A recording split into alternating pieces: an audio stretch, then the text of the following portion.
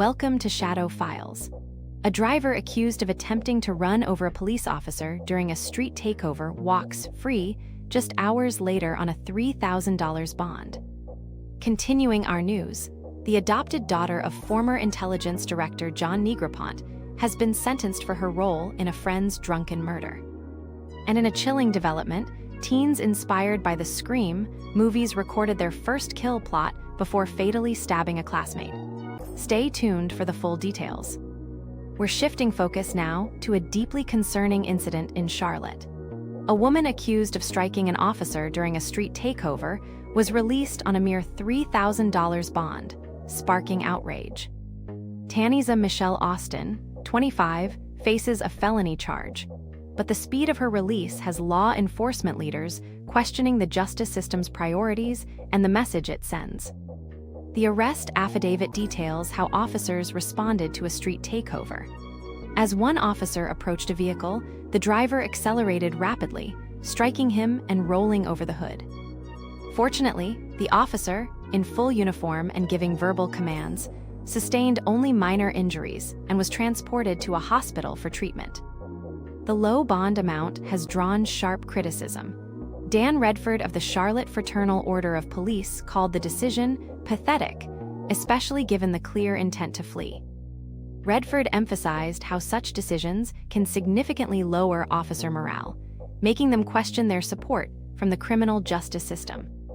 Retired Lieutenant Randy Sutton, founder of the Wounded Blue, stated the bond decision highlights deeper systemic issues, questioning how someone can be released after running over an officer. Sutton stressed that using a vehicle to strike an officer is an act of deadly force, and this incident was clearly not an accident but a deliberate act.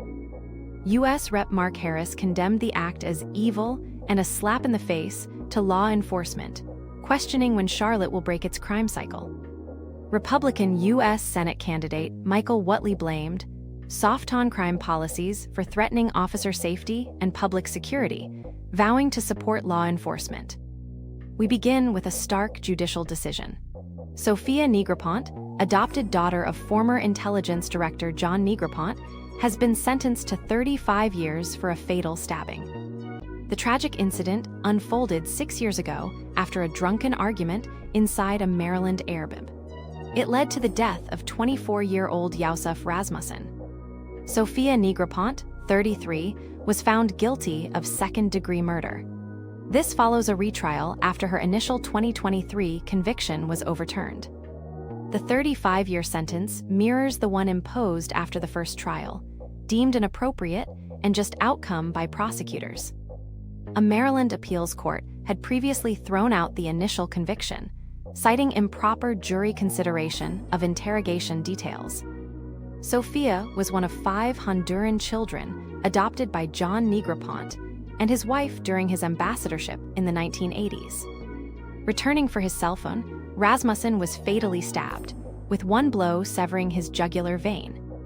Responding officers found Negroponte covered in blood, lying on Rasmussen and repeatedly saying, "I'm sorry."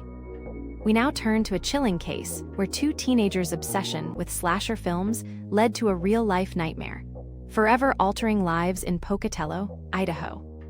In September 2006, 16-year-old Cassie Jo Stoddart was found murdered. The investigation took a disturbing turn with the discovery of a hidden videotape. Inspired by the movie Scream, Brian Draper and Tori Adamsick reenacted movie scenes, believing their crime would bring them fame and notoriety. After the murder, the boys attempted to destroy the evidence, burying a videotape and other items in a desperate attempt to conceal their actions. Cassie Jo Stoddart, described as a beloved and bubbly teen, was a blindside victim, leaving her friends, family, and the entire community in shock and grief. Draper eventually confessed to investigators, detailing their plan to scare Stoddart, but claiming Adamsick initiated the fatal attack. The discovered tape captured the teens' gleeful discussion of their first kill, referencing Scream and the thrill of taking a life.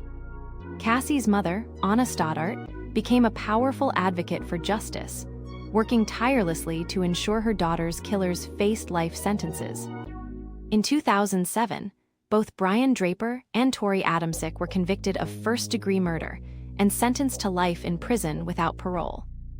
Now 35, Draper and Adamsick expressed deep remorse from behind bars, acknowledging the immense harm caused and the irreplaceable loss of Cassie Jo.